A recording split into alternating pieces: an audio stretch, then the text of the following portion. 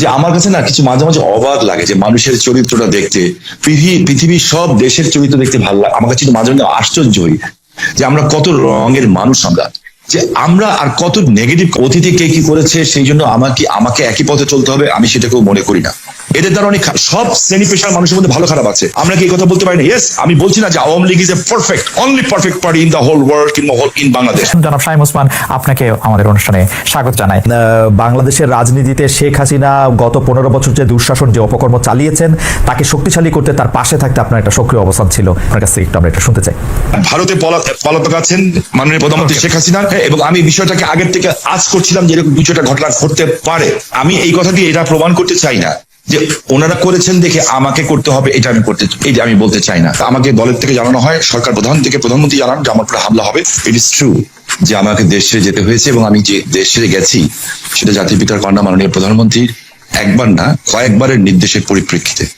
আমি আমাদের সজীব ওদের জয় একটা ফেসবুকে আমেরিকা গত 2 দিন আগে একটা স্ট্যাটাস দিয়েছেন, 3-4 দিন আগে। অধ্যাপক ইউনূস শান্তির জন্য নোবেল পুরস্কার দেওয়া হয়, যাদেরকে আমরা শ্রদ্ধা করি এবং সারা জীবন করবো। ট্রু যে এরা অনেক ভালো কাজ করেছে, এবং আমি নিজেও চাই যে ভোটের অধিকার হোক। আমি কোনো ধরনের হত্যাকাণ্ডকে আমি সমর্থন করি না, এবং করা উচিত, তাহলে আমি মানুষ হিসেবেই গণ্য হবো না। আমরা কি শুধু নেগেটিভ কথা বলবো, পজিটিভ কথা বলবো না? 800 কোটি মানুষও যদি চায় একজন মৃত মানুষকে জাগিয়ে তুলবে, তা তো জাগিয়ে তুলতে পারবে না, তাই না?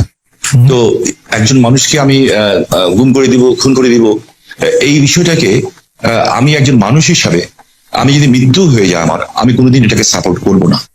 এবং অতীতে কে কি করেছে সেই জন্য আমাকে একই পথে চলতে হবে, আমি সেটাকেও মনে করি না। এদের দ্বারা অনেক সব শ্রেণী পেশার মানুষের মধ্যে ভালো খারাপ আছে। আমরা কি এই কথা বলতে পারি না? ইয়েস, আমি বলছি না যে Awami League is a perfect, only perfect party in the whole world, in Bangladesh. আপনি আমার মনের কষ্ট বুঝবেন। আমার 20 জন লোক মারা গেছে, আমার এই পা পঙ্গু হয়ে গেছে, আমি চেয়ারে বসে নামাজ পড়তে হয়, আমার পাটা উড়ে গেছে, ঠিক আছে? সেইখানে আমার সরকারের ক্ষমতার সময় না যে চার্জশিট দেওয়া হয়েছে, সেই চার্জশিটে আমি যে সাক্ষ্য দিয়েছি, সিআইডির যে অ্যাডিশনাল এসপি সে আমার সাক্ষী বদলি দিয়েছে। আপনি নিজেও লয়ের ছাত্র, আমিও লয়ের ছাত্র। আমি বলেছি this is not my witness. আমি চাই না যে একটা ছাত্র সারা বছর লেখাপড়া করলো, সেও পরীক্ষায় পাশ করলো, আরেকজন পড়ালেখা করলো না, সেও পাশ করলো, এটা আমি চাই না। আমি দেখেন, আমি মার্কিন যুক্তরাষ্ট্রের মতো একটা রাষ্ট্রকে আন্ডারমাইন করার কোনো কারণ থাকতে পারে না, কারণ পৃথিবীর মধ্যে এটা অবভিয়াসলি একটা শক্তিধর দেশ না, একটা গণতান্ত্রিক রাষ্ট্র বলা যায়।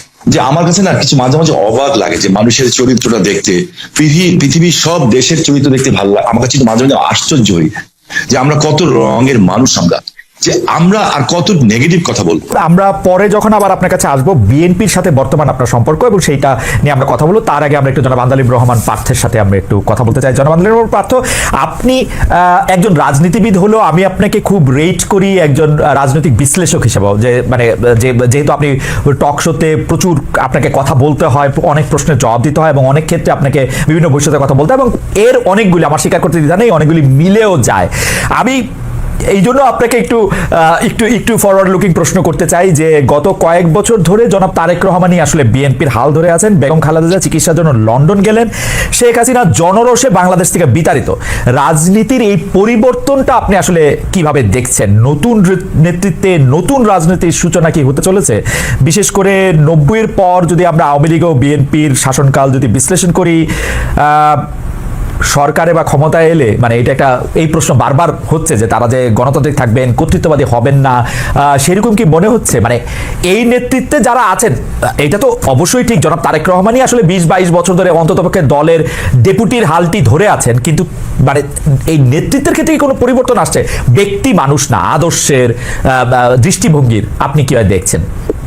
একটু আপনাকে ধন্যবাদ খালেদ, আপনি তো অনেক ওয়াইড একটা প্রশ্ন করেছেন আমাকে। আমি একটু ব্যাকগ্রাউন্ডে যাব। দেখুন, আপনি সমষ্টিগতভাবে যদি বাংলাদেশের রাজনীতির অবস্থা দেখেন, গত 17 বছরে যে একটা ভীতির সংস্কার, ভীতির একটা সংস্কৃতি আমাদের রাজনীতিতে ছিল, যার কারণে 17 বছর কিংবা 20 বছরে ভালো মানুষগুলি রাজনীতি থেকে দূরে সরে যায়। এই কারণে অফকোর্স একটা ভ্যাকুয়াম সৃষ্টি হয় রাজনীতিতে, কারণ 17 বছর আপনি জানেন যে কোনো রাজনীতি করতে গেলেই একটা গুম খুনের একটা ধারণা ছিল, বা মানুষ রাজনীতিবিদদের উপরে কেন জানি বলবো না, মানুষের যথেষ্ট রিজন ছিল রাজনীতিবিদদের থেকে দূরে সরে যাওয়া। এবং বলে না, যে জোকাররা যখন পার্লামেন্টে যায় তখন জোকাররা মেম্বার অফ পার্লামেন্ট হয় না, পার্লামেন্টটা সার্কাস হয়ে যায়। তো গত 3টা বছর তিনটা টার্ম অনেকটা এরকমই একটা অবস্থান ছিল। তো এই কারণে আর তারেক রহমান সাহেবকে নিয়ে আপনি যে কথাটা বললেন, উনি গত 10, 12, 15 বছরে যেভাবে বিএনপিকে বিদেশে বসে যেভাবে নেতৃত্ব দিয়েছেন এবং নিচ থেকে উপর পর্যন্ত, সত্যি কথা বলতে উনি আওয়ামী লীগের মাথা খারাপ করে দিয়েছেন। যে বাইরে থেকে সাংগঠনিকভাবে উনার যে নেতৃত্ব ছিল, ন্যাচুরালি বিএনপি ভাঙতে পারেনি, বিএনপি পথচ্যুত হয়নি বা অন্যদিকে যায়নি। তো সেই ক্ষেত্রে দলের মধ্যে এবং আমি মনে করি সারা বাংলাদেশে ওনার একটা আলাদা গ্রহণযোগ্যতা আসছে। এখন বিএনপি সামনের দিকে যদি ক্ষমতায় আসে তাহলে বিএনপি কি করবে সেটা নির্ভর করে সত্যি কথা বলতে বিএনপির সমষ্টিগতভাবে বিএনপির মানসিকতার উপরে। বিকজ আপনার ডেমোক্রেসি তো অ্যাকচুয়ালি ইজ আ মাইন্ডসেট। আপনি আপনার বিরুদ্ধের কথাকে সুযোগ দিলে ডেমোক্রেসি থাকবে, আর সুযোগ যদি আপনি না দেন তাহলে ডেমোক্রেসি থাকবে না। যেটা সম্পূর্ণরূপে একটা মাইন্ডসেটের ব্যাপার। এখন বিএনপি যদি ওনার কর্মকাণ্ডে বা বিএনপির কর্মকাণ্ডে যদি সেই রিসিপিয়েন্ট বা ওই রিসিভিং এন্ডে থাকতে পারে বা ওই মানসিকতা থাকতে পারে, এবং এই 17 বছর এত কিছু দেখার পরে যে আপনার রাষ্ট্র পরিচালনায় ব্যর্থতা বা পতন, বা যেটা পতন বলবো না, আওয়ামী লীগের তো, যেটা আমি আপনাকে আনঅফিসিয়ালিও বলেছি যে আওয়ামী লীগ এমন একটা রাজনৈতিক দল যার বাংলাদেশে শুধু রাজনৈতিক পতন হয় না, এই সামাজিক পতনও হয়েছে।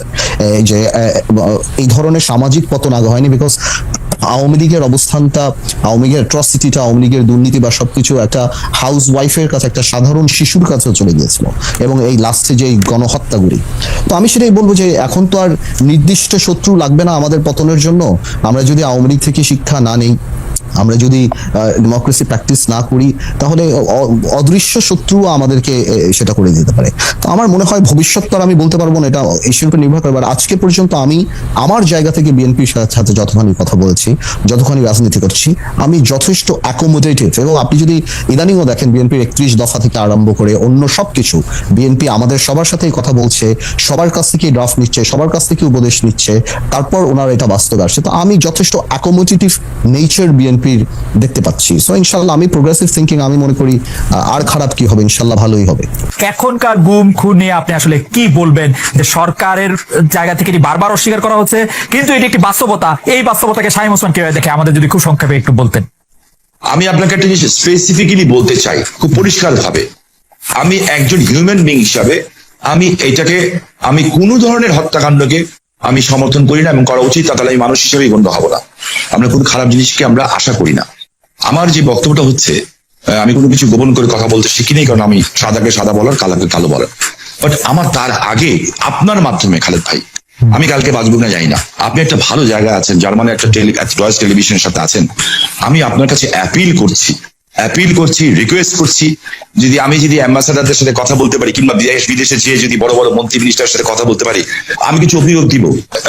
নারায়ণগঞ্জে 7 মার্ডার হলো, আমি কিন্তু উইদিন 45 মিনিটসের মধ্যে, 45 মিনিটের মধ্যে দেশের সর্বোচ্চ জায়গায় আমি এই খবরটা পৌঁছে দিই। কারণ আমার কাছে খবর এসেছিল যে এই ঘটনা র্যাব দ্বারা সংগঠিত হয়েছে, র্যাবের কিছু মানুষ দ্বারা সংগঠিত হয়েছে, এই মেজর আরিফ সহ এরকম যারা আছে। বিকজ তারা ডিস্ট্র্যাক্ট হয়ে গেছিল, যেহেতু আমি এলাকার মানুষ, আমাকে সবকিছু খবর রাখতে হয়, এবং আমি স্বরাষ্ট্রমন্ত্রী মহোদয়কেও জানিয়েছিলাম বিষয়টা, যে something is going on. But এত বড় দুর্ঘটনা হবে এটা আমি বুঝতে পারিনি। কিন্তু দেখেন, যখন এই ঘটনা ঘটলো, আমি কিন্তু আমার ভয়েস রেজ করেছি, এবং এই জন্য আমার জীবনের শঙ্কা ছিল। জনাব শামীম ওসমান, আপনার নিশ্চয়ই মনে আছে একরামুল বলে চট্টগ্রামের একজন কাউন্সিলর, তার মেয়ে যখন বলছিল বাবা তুমি কান্না করছো যে, এবং তারপরে যখন তাকে গুলি করে হত্যার শব্দ আমরা শুনলাম, সেই সময়ের মধ্যে কিন্তু আমরা অনেকেই বলছিলাম যে এইখানেই এটি শেষ হওয়া উচিত, কিন্তু এটি আসলে শেষ হয় নাই। জনাব শামীম ওসমান। জি, আমি আপনার সাথে 100% একমত। একজন মানুষকে আমি গুম করে দিব, খুন করে দিব, এই বিষয়টাকে আমি একজন মানুষ হিসাবে, আমি যদি মৃত্যু হয়ে যায় আমার, আমি কোনোদিন এটাকে সাপোর্ট করবো না। এটার চেয়েও বড় সত্য হচ্ছে, এত বড় বড় উচ্চ পদস্থধারীরা এখনো কিন্তু জেলখানায় আছেন। যেমন বিএনপি নেতা সালাউদ্দিন সাহেব, ওনাকে গুম করা হয়েছে, খুন করা হয়েছে বলা হলো, ঠিক আছে। তো বিএনপি নেতা সালাউদ্দিন সাহেবকে তো পাওয়া গেল ভারতে। আমার চোখের সামনে যখন নারায়ণগঞ্জে একটা পরিবার আগুন দিয়ে বাসে পুড়িয়ে মেরে ফেলা হলো, আমার চোখের সামনে নারায়ণগঞ্জের যাত্রাবাড়িতে বাসে শুয়েছিল ড্রাইভার আর কন্ট্রাক্টর, তাকে আগুন দিয়ে পুড়িয়ে মারা হলো। ওস্তাদকে বাঁচাতে যে কন্ট্রাক্টর পুড়িয়ে ফেলো, 85 জন মানুষকে পুড়িয়ে ছাই করে দেওয়া হলো। এটার নাম রাজনীতি? আর তাদের বিচার হলো কেন? যারা আগুন সন্ত্রাস করলো এই দেশে, যারা পুলিশকে পুড়িয়ে মারলো, সাংবাদিককে পুড়িয়ে মারলো, জজ করে বোম মারলো, এবং বিভিন্ন স্কুল সেন্টার উড়িয়ে দিল।